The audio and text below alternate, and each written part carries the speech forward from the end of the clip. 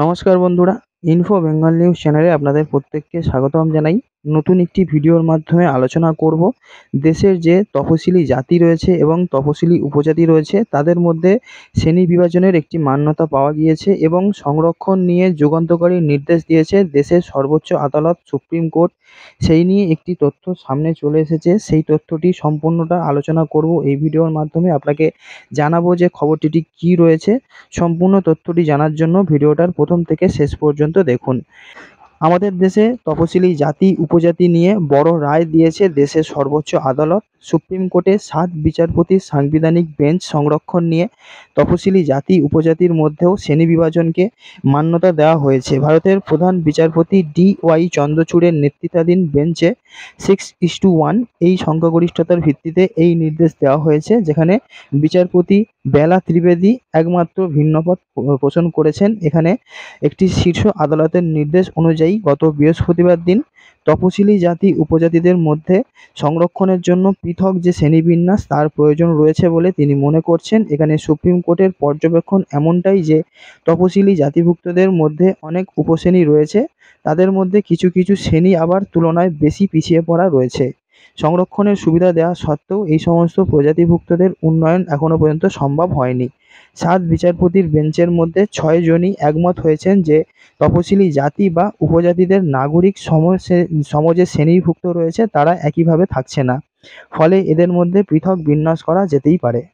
তবে এখানে একটি ঘটনা উল্লেখ্য যে এর আগে 2004 সালে সুপ্রিম কোর্টের 5 বিচারপতির সাংবিধানিক বেঞ্চে তফসিলি জাতি এবং উপজাতির মধ্যে আলাদা শ্রেণীর বিভাজনের দাবি খারিজ করে দিয়েছিল সুপ্রিম কোর্ট। সে সময় সুপ্রিম কোর্টের সাংবিধানিক বেঞ্চ জানিয়ে দিয়েছিল যে তফসিলিরা সমশ্রেণীভুক্ত, তবে তাই তাদের মধ্যে আলাদা শ্রেণীবিন্যাস করার কোনো অর্থ থাকছে না, যা এদিন খারিজ করে দিয়েছে সুপ্রিম কোর্টের 7 বিচারপতির যে সমস্ত বেঞ্চ রয়েছে তারা।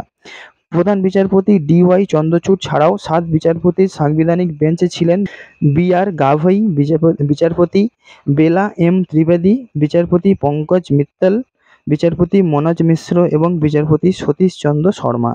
এই যে 7 বিচারপতি তাদের মধ্যে 6 জন বিচারপতি একমত হয়েছেন যে তফসিলি জাতি উপজাতির মধ্যে শ্রেণী বিভাজনকে দরকার রয়েছে, যেখানে সাব ক্লাসিফিকেশন হিসেবে একটি নতুন যে স্টেপ রয়েছে সেটি নেওয়া যেতে পারে বা সেখানে সাব ক্লাস কিন্তু তৈরি করা যেতে পারে। এই নিয়েই একটি বড়সড় সিদ্ধান্ত নেওয়া হয়েছে সুপ্রিম কোর্টের তরফ থেকে, যেখানে তফসিলি জাতি উপজাতির মধ্যে যে শ্রেণী বিভাজন তার মান্যতা দেওয়া হলো এবং সেই হিসাবে যে সমস্ত পিছিয়ে পড়া তফসিলি জাতি উপজাতির মধ্যে আরও উপজাতি রয়েছে তাদের কিন্তু আরও একটা সুবিধা হতে পারে বলেই কিন্তু জানা যাচ্ছে। সেই অনুযায়ী সুপ্রিম কোর্ট একটি মান্যতা দিল এবং আগামী দিনে এই নিয়ে আরও কিছু খবর হয়তো আসতে পারে। সেই অনুযায়ী যে সমস্ত তফসিলি জাতি উপজাতি রয়েছে তাদের কিন্তু আরও একটা সুযোগ সামনে আসতে পারে।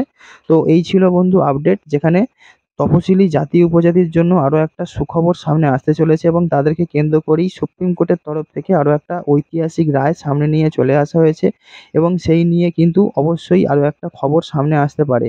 তো সেই নিয়ে আগামী দিনে কী হবে অবশ্যই তাকিয়ে থাকতে হবে সুপ্রিম কোর্টের এই দিকে, কারণ যে সমস্ত তফসিলি উপজাতি রয়েছে বা তফসিলি জাতি রয়েছে তাদের মধ্যে থেকে পিছিয়ে পড়া মানুষ প্রচুর রয়েছে, কিন্তু তাদেরকে সাহায্য করার জন্য বিভিন্ন রকমের যে পরিকাঠামো তা তৈরি করা হয়েছে সরকারের তরফ থেকে। এখনও যারা পিছিয়ে তাদের জন্য কিন্তু আরও একটা ঐতিহাসিক রায় এবং তাদেরকে মান্যতা দিল সুপ্রিম কোর্ট। সেই অনুযায়ী আগামী দিনে তাদের কিন্তু একটু আরও জীবন সচ্ছল হতে পারে। তো বন্ধু এই ছিল আপডেট, সুপ্রিম কোর্টের একটি গুরুত্বপূর্ণ যে নির্দেশ সেটি আপনাদেরকে এই ভিডিওর মাধ্যমে আলোচনা করলাম। তো আপনারা অবশ্যই কমেন্ট করে জানাতে পারবেন এই যে সুপ্রিম কোর্টের মতামত বা তাদের যে নির্দেশ সেটি কতটা সঠিক বা কতটা ভুল। তো বন্ধু দেখা হচ্ছে আপনার সঙ্গে পরবর্তী ভিডিওতে নতুন কোনো আপডেট নিয়ে। সবাই খুব ভালো থাকুন, গুড বাই।